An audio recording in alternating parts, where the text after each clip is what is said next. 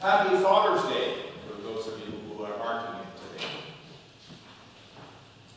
That's why we have a lovely bouquet of flowers, as we did for Mother's Day.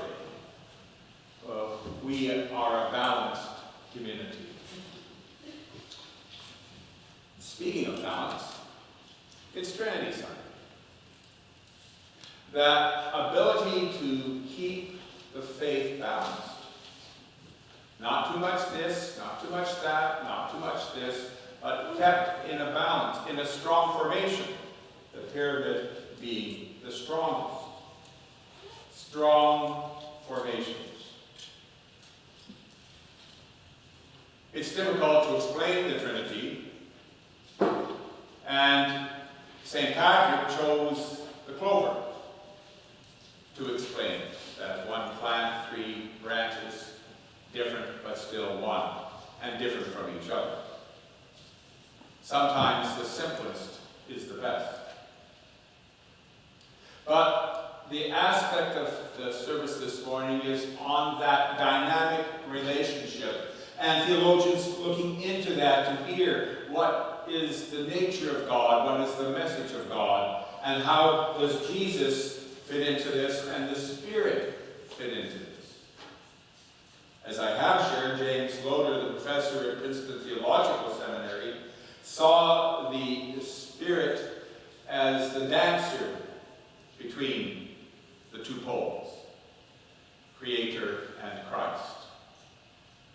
A perichoretic, beautiful dance. And I was mindful of what we saw, those of us who watched the program on Friday night, of that Innu shaman interacting and waking the mass. Remember we used that terminology when they took the protocol from the Royal British Columbia Museum and brought it back to where it belonged, where it was taken from.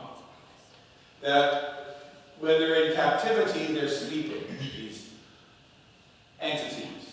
And so he had the full regalia on, and he's dancing with the drum. And you can see almost the tears in his eyes as they're coming to life, as he's going between them. They're going back to his purpose. There's a dance going on. And you can say, well, that's that tradition, but what we do here every Sunday is a dance. We get up, we stand, we sit down, we move this way, we move that way, we move here to there, to here to there. It is a dance. It always was seen as being dance. That somehow the dance before the Creator brings us truly to ourselves. Any people here like to dance? A lot of the First Nations community love to dance. The gay community, famous for dancing. Disco. It's chic again. How have you got the reference in the opening prayer? Any of you get the reference in the opening prayer? MacArthur Park. Do you remember MacArthur Park? The longest playing popular song until what? Younger folk. From the album that some of you were studying, A Night at the Opera. Bohemian Rhapsody. Bismillah. Dance. And the nature of the Spirit. And have you ever watched a hockey game with the sound off? No commentary. Watch what's going on. They go this way, they go that way, they bang into each other and bang back, and they go this way and they go that way. And across and aside, and cross and aside, and out of the box, and in the box, and out of the box, and in the box, and in the penalty box, and there for a bit longer, and out. And you don't think we dance in all our aspects of our life? I'm embarrassed with you today because nobody's wearing the colors. The Champlain Bridge did. The buses even here, when they're not on strike, had boilers on it.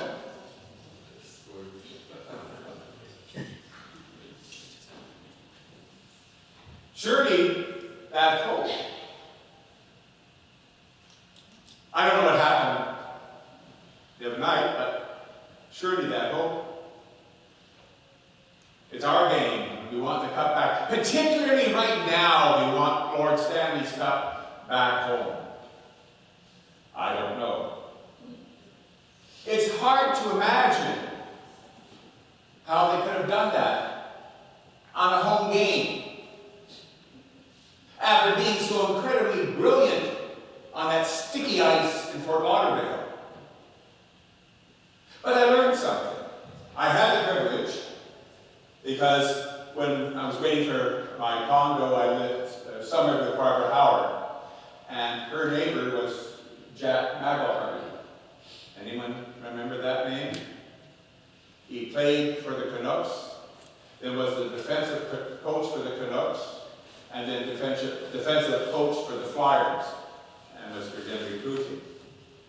And I became very good friends with Jack and Karen.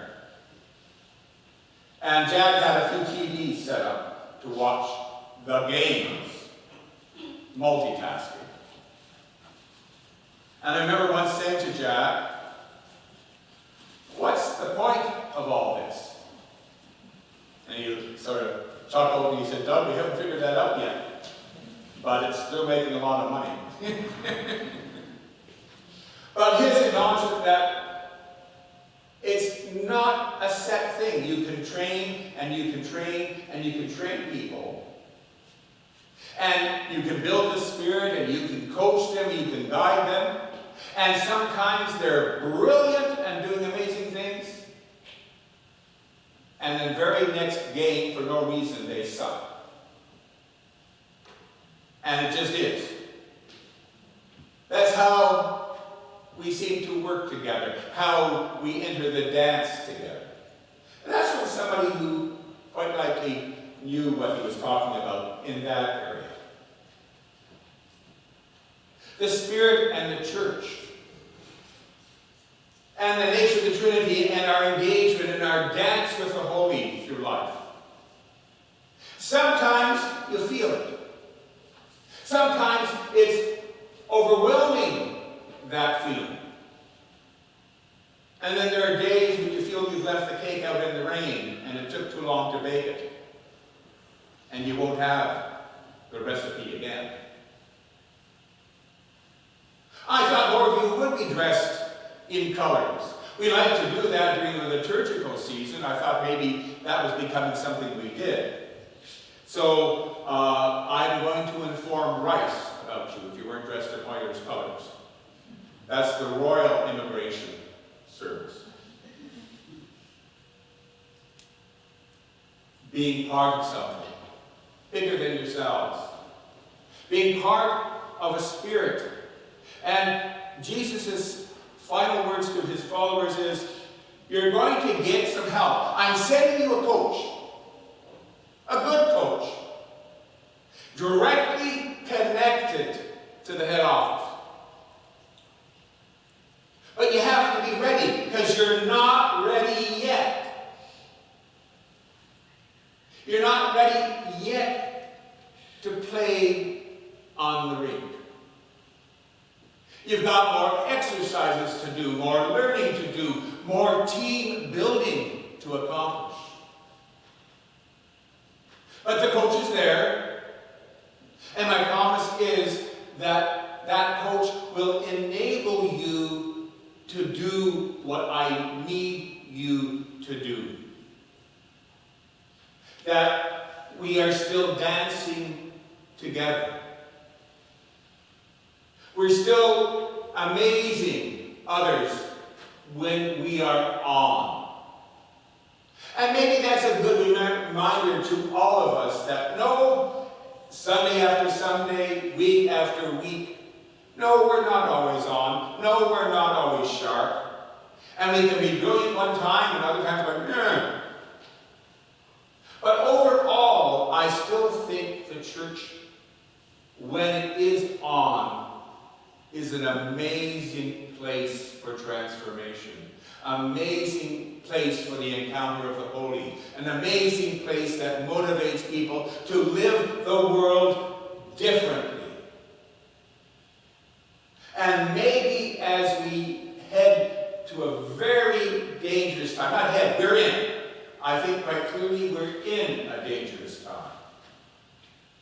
Maybe those of us who still bind the Trinity to ourselves better sharpen our skates and get on the rink.